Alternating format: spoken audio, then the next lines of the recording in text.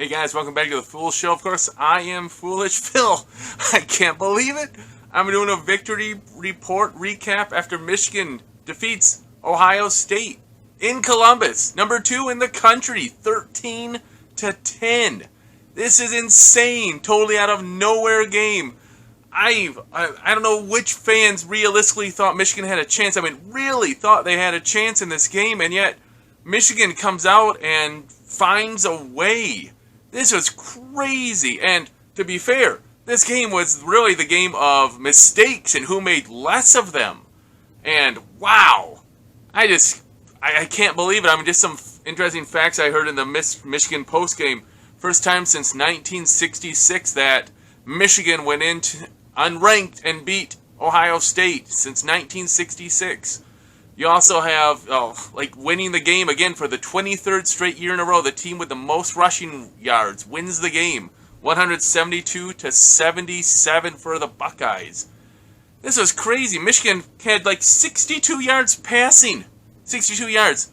I gotta say, Davis Warren played okay on one of those drives. He made some good third down plays and such, like to O'Leary and some other first downs, and that's the one that eventually he made the interception in the end zone, which ripped my heart out.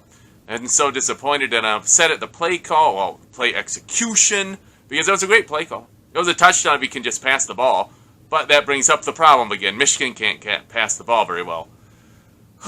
What a game. What do you... 13-10. I mean, I didn't go back and look it up, but this just reminded me of maybe Jim Tressel's first year when he brought, I think it was, the quarterback. He was a running quarterback. He was really smart guy, and I can't remember that. I just thought of it now. It left my name, but he came into Michigan, into Ann Arbor, and the team was, not expected to win, and they upset the Wolverines. Lloyd Carr was still the coach. I think it was Jim Tressel's first year. And just that kind of shifted the momentum of the whole series, right? The spread offense really crushed Michigan. Lloyd Carr, his defenses could not handle that very well. And I'm not saying Michigan's switching things up. I'm just saying that's the last time I can remember a top team going down to a complete underdog like Michigan. The last I saw, Michigan was favored, Ohio State was favored by 20.5 points. And they go in and lose. This is crazy. I mean, just let's talk about some of the big plays. The defense. They gave up 10 points for the whole game. 0 in the second half. They gave up 7 plays in the last 17, 18 minutes of the game after Davis Warren threw his first interception. Wonderful catch, by the way, by the Ohio State star. They forced a 3-and-out and a missed field goal. The next time they get the ball, 3-and-out, punt. The next time they get the ball, 4-and-out, done. That was it. They had 11. I think that's 11. Yeah, 7. Yeah. No. Take one away, Phil. Sorry. But they had 3 straight possessions where they did not gain a first down. And you could kind of tell they were getting a little tight. And Ohio State had some suspect play calling on their own, deciding to run on long third downs, like 3rd and 7, 3rds and 8s. And it was almost like they were settling for the field goal, like they didn't trust Howard. I don't know. And then, of course, Howard did throw 2 picks, and those really hurt. One, obviously, Hall brought it back to the 2-yard line, set up Michigan's only touchdown of the game. And the other one was in the red zone, where it took away points from them when Makari Page slid in front, I believe. And, wow, so maybe they didn't really trust Howard too much. The Michigan defensive line was stout against the run. Again, only 77 yards rushing against. But they had no sacks. They did get some pressure. They hit them, but no sacks. So I was really impressed by that you could control the game so much without getting sacks. It's not like he was under consistent pressure. But you saw it getting tight. I think it was the second to last possession Ohio State had. They had a 2nd and 7 or something like that. And Will Howard threw a wonderful crossing pattern to, I think it was number 17. First down would have been, but it went right through his hands, just dropped it. Next possession, Howard comes up 1 yard short and on a scramble, and they have to punt. They didn't get the ball back till 48 seconds left to go in the game because Michigan was just able to grind out some first downs. And Davis Warren, especially on those drives where Michigan actually did something, he could complete some passes. I don't know. This is a crazy game, man. Just crazy. Just to hear the Michigan staff after the game talking about how Ohio State fans booing is like cheers to Michigan is crazy. Just Michigan, I don't know if Ryan Day has an issue. Does Ryan Day survive this? Now, I still suspect they'll make the playoff. They're 10-2 now. They might back into the Big Ten title game if Purdue and Indiana lose, I believe. And we'll see how that goes. But does he survive this? 4 straight losses to Michigan. Now, the first 3 years, you could say they're just juggernaut games. Michigan made a few plays more and such, got the win, especially last year, the 30-24 victory. That was just an excellent game on both sides. I'll greatly acknowledge that. Ohio State played a great game last year. Michigan just made a couple plays more, a couple interceptions, right? But this year, as a 20-point favorite, does Ryan Day survive this? Will Ohio State fans tolerate this? 4 losses in a row, and again, his play calling is called into question.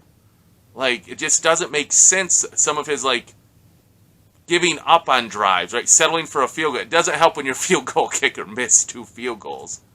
And that's another important part in this game, special teams. Michigan was able to flip the field with a 68-yard punt by Domain, and then they only punted back 30, 40 yards. Michigan got the ball at the 38 or something like that to set up the field goal, right? They didn't get a first down, but Zavada kicked a 54-yard field goal. Boom, points because of field position flip, because of special teams. Special teams was important there. And again, you could say even that the guy could have come up and caught the punt. Ohio State could have caught that punt and would have not been, pinned inside the 10. So all those hidden yards really do add up. Man, what a game. Just a complete defensive battle. And Michigan just was determined, stupidly, foolishly, just to keep running the ball on first down and second down. If they would have passed them, there were openings, but then you see Davis Warren not execute. So you're like, okay, at least if we would have ran the ball, we would have been running the clock and we would have gotten a few yards. Man, I look forward to Michigan having a competent quarterback. Hopefully next year, maybe you get a guy in the portal. Maybe you got Underwood or Jaden Davis. I don't know, but you got to have. It's not going to be Davis Warren. We know that much. Bless him. He's tried his best, and again, he's seems like he's a MAC level quarterback. I mean, that's kind of what he was the whole time you saw him. But Michigan just screwed the pooch on this and didn't get a good quarterback in the classes after JJ or via the portal. So, it is what it is. If Michigan had a decent quarterback all year, they probably only have 2 losses. Oregon, maybe that's it? Oh, sorry, and Texas. So 2 losses, Oregon and Texas. I would say they would have lost either way.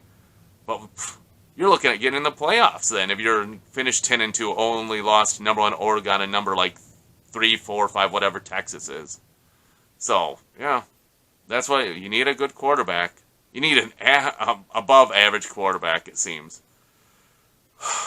I don't know. This was a rambling one. I don't know what to say. I just was shocked. I am just completely shocked that Michigan was able to go into Columbus and defeat the number 2 team in the nation, holding the Buckeyes to 10 points. 10 points. Crazy. So many mistakes by both teams. So many third down drops or missed throws or whatever by both teams. And Michigan somehow gets the win. I just don't know what to think about this. It's crazy. This might be one of my worst rambling vlogs I've ever done, but I just don't know what to say. Michigan won. Totally unexpected. You don't have Colson Loveland. You don't have Donovan Edwards. You don't have Will Johnson. And you won the game. That's crazy. There's Will Johnson 5-star. Donovan Edwards 4.5-star. Right? Loveland 4-star. He might be the best tight end in America. He's up for the Mackey Award, I believe it is. You don't have any of those guys, and somehow you go into Columbus and win the game. I don't know, man. Just crazy. What else can you say? Crazy. I don't know what to say. Just totally unexpected. When Michigan got that 4th down stop to seal the game, I screamed so loud my daughter was terrified. She's like, ah! She came running like, Daddy, you scared me. I'm sorry. Oh, man, I don't know. Hey, guys, a 7-5 season where you beat Michigan State. You beat Ohio State. Does that suddenly change your view of Sharon Moore's first year?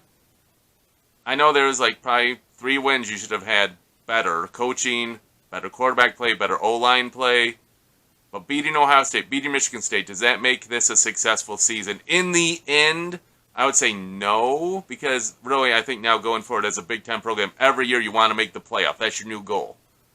But it's not a bad way to end a bad year. Hey guys, if you have any comments, put them in the box below. I'll try to respond as I'm able to. Until I see you guys next time, as always, go Blue!